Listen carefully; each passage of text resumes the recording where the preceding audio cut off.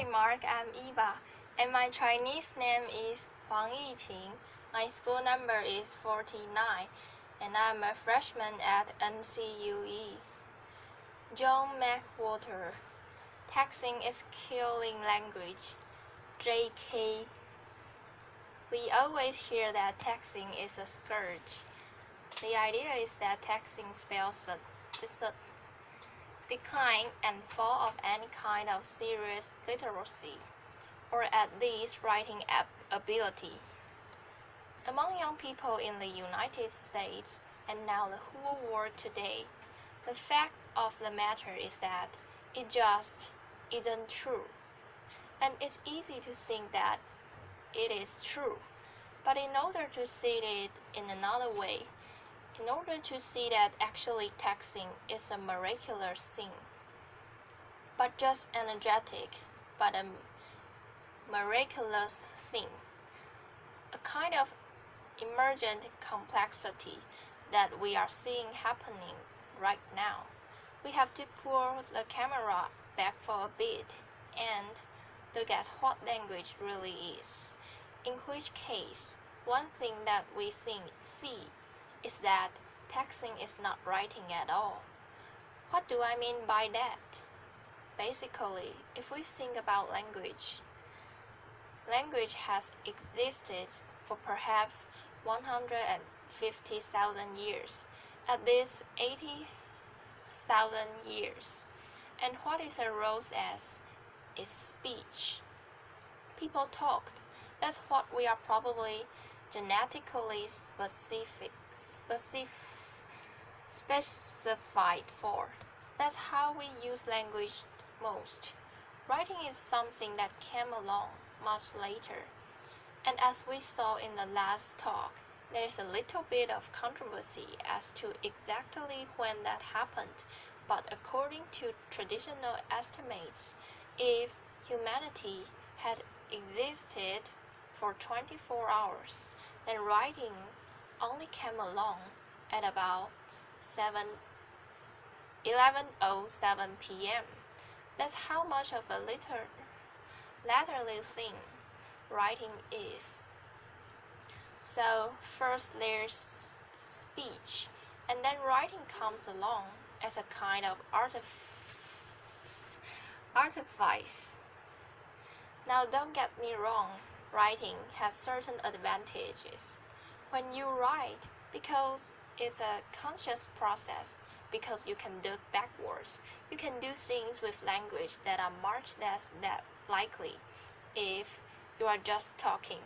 For example, imagine a passage from Edward Gibbon's The Decline and Fall of the Roman Empire. The whole engagement lasted above 12 hours, till the gradual retreat of the Persians was changed into a disorderly flight, of which the shameful examples was given by the principal leaders and the Serenus himself. That's beautiful, but let's face it, nobody talks that way, or at least they shouldn't if they are interested in reproducing.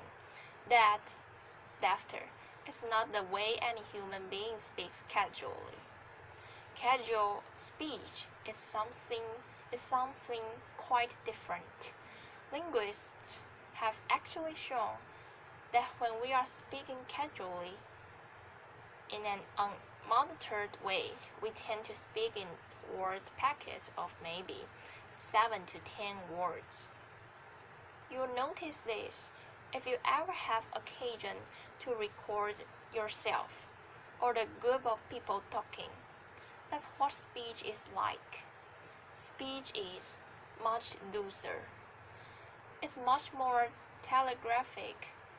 It's much less reflective. Very different from writing. So we naturally tend to think, because we see language written so often, that that's what language is. But actually, what language is speech. They are two things. Now, of course, As history has gone by, it's been natural for there to be a certain amount of bleed between speech and writing. So, for example, in a distant era now, it was common when one gave a speech to basically talk like writing. So I mean the kind of speech that you see someone giving in an old movie where they clear their throat and they go, ladies and gentlemen, and they speak in a certain way, which has nothing to do with casual speech. It's formal. It uses long sentences like this given one. It's basically talking like you write. And so, for example, we are thinking so much these days about Lincoln because of the movie. The Gettysburg Address was not the main meal of that event. For 2 hours before that, Edward Everett spoke on a topic that, frankly, cannot engage us today and barely did then. The point of it was to listen to him, speaking like writing. Ordinary people stood and listened to that for 2 hours. It was perfectly natural. That's what people did then, speaking like writing. Well, if you can speak like writing, then logically it follows that you might want to also sometimes write like you speak. The problem was just that in the material, mechanical sense, that was harder back in the day for the simple reason that materials don't lend themselves to it. It's almost impossible to do that with your hand, except in shorthand. And then communication is limited. On a manual typewriter, it was very difficult. And even when we had electric typewriters or then computer keyboards, the fact is that even if you can type easily enough to keep up with the pace of speech, more or less, you have to have somebody who can receive your message quickly. Once you have things in your pocket that can receive that message, then you have the conditions that allow that we can write like we speak. And that's where texting comes in. And so, texting is very loose in its structure. No one thinks about capital letters or punctuation when one texts. But then again, do you think about those things when you talk? No. And so therefore, why would you when you were texting? What texting is, despite the fact that it involves the brute mechanics of something that we call writing, is fingered speech. That's what texting is. Now we can write the way we talk, and it's a very interesting thing, but nevertheless easy to think that still it represents some sort of decline. We see this general bagginess of the structure, the lack of concern with rules and the way that we are used to learning on the blackboard, and so we think that something has gone wrong. It's a very natural sense, but the fact of the matter is that what is going on is a kind of emergent complexity. That's what we are seeing in this figure speech. And in order to understand it, what we want to see is the way in this new kind of language there is new structure coming up. And so, for example, there is in texting a convention, which is law. Now, law, we generally think of as meaning laughing out loud. And of course, theoretically, it does. And if you look at older texts, then people used it to actually indicate laughing out loud. But if you text now, or if you are someone who is aware of the substrate of texting the way it's become, you will notice that LOL does not mean laughing out loud anymore. It's evolved into something that is much subtler. This is an actual text that was done by a non-male person of about 20 years old, not too long ago. I love the font. You are using BTW. Julie. Law. Thanks. Gmail is being slow right now. Now if you think about it, that's not funny. No one's laughter, and yet there it is. So you assume there's been some kind of hiccup. Then Susan says, Law, I know. I get more guffawing than we are used to when you are talking about these inconveniences. So Julie says, I just sent you an email. Susan, Law, I see it. Very funny, people, if that's what LOL means. This Julie says, so, what's up? Susan, Law, I have to write a 10-page paper. She's not amused. Let's think about it. LOL is being used in a very particular way. It's a marker of empathy. It's a marker of accommodation.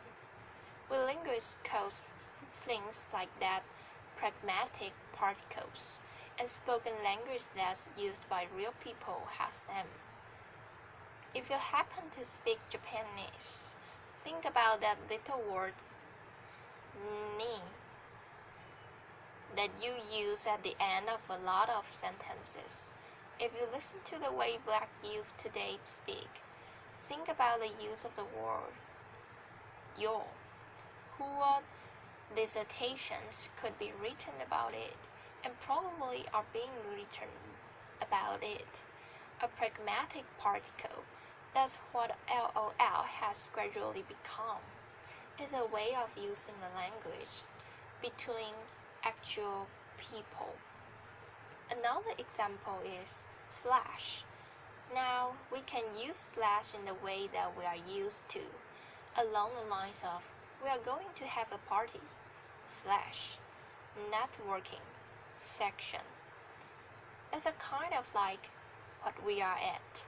Slash is used in a very different way in texting among young people today. It's used to change the scene. So for example, the Sally person says, so I need to find people to chill with. And Jake says, haha, you could write a dissertation about haha too. But we don't have time for that. Haha, so you are going to by yourself. Why? Sally, the lit summer program at NYU. Jake, haha, slash, I'm watching this video with some players trying to shoot with one eye. The slash is interesting. I don't really even know what Jake is talking about after that, but you notice that it's changing the topic. Now that seems kind of mundane, but think about how in real life, if we are having a conversation and we want to change the topic, there are ways of doing it gracefully. You don't just zip right into it. You pat your thighs and look wistfully off into the distance. Or you say something like, makes you think. When it really didn't. But what you are really after, what you are really trying to do is changing the topic. You can do that while you are texting. And so ways of developing of doing it within this medium. Outspoken languages have what a linguist calls a new information marker, or two, or three. Texting has developed one from this slash. So we have a whole battery of new constructions that are developing, and yet it's easy to think, well, something is still wrong. There's a lack of structure of some sort. It's not as sophisticated as the language of the Wall Street Journal. Well, the fact of the matter is, look at this person in 1956, and this is when texting doesn't exist. I Love Lucy is still on the air. Many do not know the alphabet or multiplication table, cannot write grammatically. We've heard that sort of thing before, not just in 1956, 1917, Connecticut school teacher, 1917. This is the time when we all assume that everything somehow in terms of writing was perfect because the people on Downton Abbey are articulate or something like that. So from every college in the country goes up the cry, our freshmen can spell, can punctuate, and so on. You can go even further back than this. It's the president of Harvard. It's 1871. There's no electricity. People have three names: bad spelling, incorrectness, as well as inelegance of expression in writing. And he's talking about people who are otherwise well prepared for college studies. You can go even further back. 1841, some long-lost superintendent of schools is upset because of what he has for a long time noted with regret the almost entire neglect of the original blah blah blah blah blah. Or you can go all the way back to 63 AD, laughter, and there's this poor man who doesn't like the way people are speaking Latin. As it happens, he was writing about what had become French, and so there was always laughter, applause. There are always people worrying about these things, and the planet somehow seems to keep spinning. And so, the way I'm thinking of texting these days is that what we are seeing is a whole new way of writing that young people are developing, which they are using alongside their ordinary writing skills. And that means that they are able to do two things. Increasing evidence is that being bilingual is cognitively beneficial. That's also true of being biodialectal. That's certainly true of being biodialectal in terms of your writing. And so texting actually is evidence of a balancing act that young people are using today, not consciously, of course, but it's an expansion of their linguistic repertoire. It's very simple. If somebody from 1973 looked at what was on the dormitory message board in 1993, the slang would have changed a little bit since the era of love story, but they would understand what was on that message board. Take that person from 1993, not that long ago, that is Bill and Ted's Excellent Adventure. Take those people, and they read a very typical text written by a 20-year-old today. Often, they would have no idea what half of it meant, because a whole new language has developed among our young people, doing something as mundane as what it looks like to us when they are batting around on their little devices. So, in closing, if I could go into the future, if I could go into 2033, the first thing I would ask is whether David Simon had done a sequel to The Wire. I would want to know, and I really would ask that, and then I'd want to know actually what was going on Downton Abbey. That would be the second thing. And then the third thing would be, please show me a sheaf of text written by 16-year-old girls, because I would want to know where this language had developed since our times, and ideally I would then send them back to you and me now, so we could examine this linguistic miracle happening right under our nose. Thank you very much. Applause. Thank you. Applause.